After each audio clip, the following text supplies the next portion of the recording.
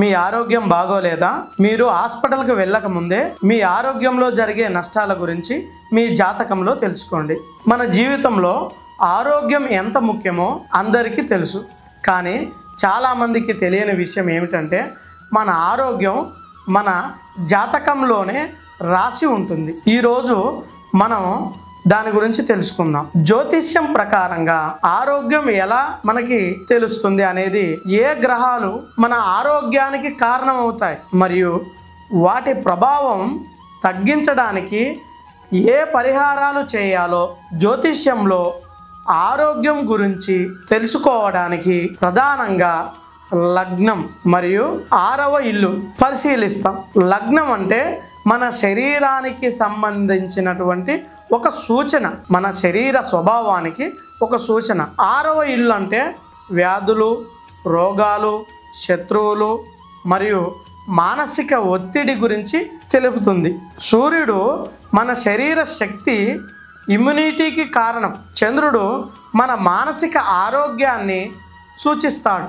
మంగళుడు రక్తం, శక్తి, ధైర్యానికి సూచన.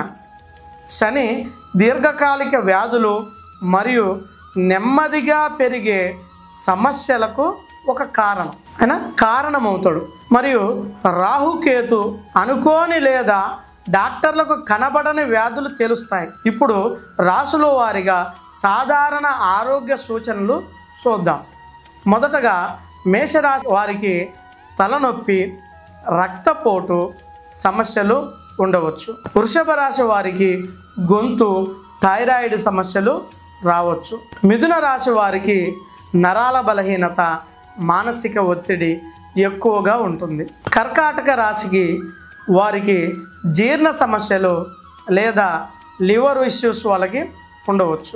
సింహరాశి వారికి గుండె సంబంధ వ్యాధులు వచ్చే అవకాశం ఎక్కువగా ఉంటుంది. కన్యా రాశి వారికి చర్మము, జీర్ణక్రియ సమస్యలు.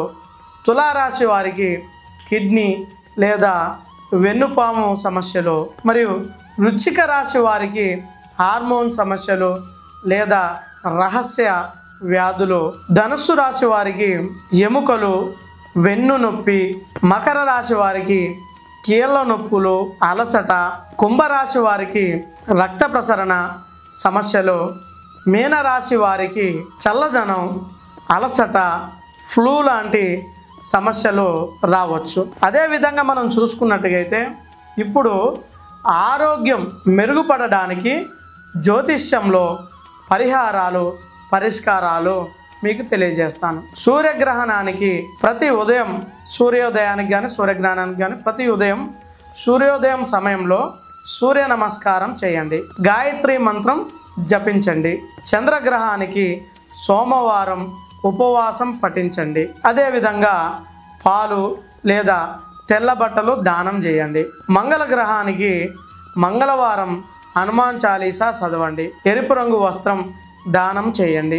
బుధగ్రహానికి మన ఆకుపచ్చ కలరు వాడండి. చిన్న పిల్లలకు విద్యా సంబంధ దానాలు చేయండి. శనిగ్రహానికి శనివారం నల్ల బట్టలు లేదా నూనె దానం చేయండి. గిరీశ్వర స్వామి లేదా శనిదేవుడికి ప్రార్థన చేయండి శనివారం రోజు. రాహుకేతువుకి పూజ లేదా నాగదేవత పూజ చేయండి. ప్రతి అమావాస్య రోజున ధ్యానం చేయండి. చాలా ఉపయోగకరం. ధ్యానం వల్ల కూడా చాలా మనిషికి ఉపయోగకరంగా ఉంటుంది.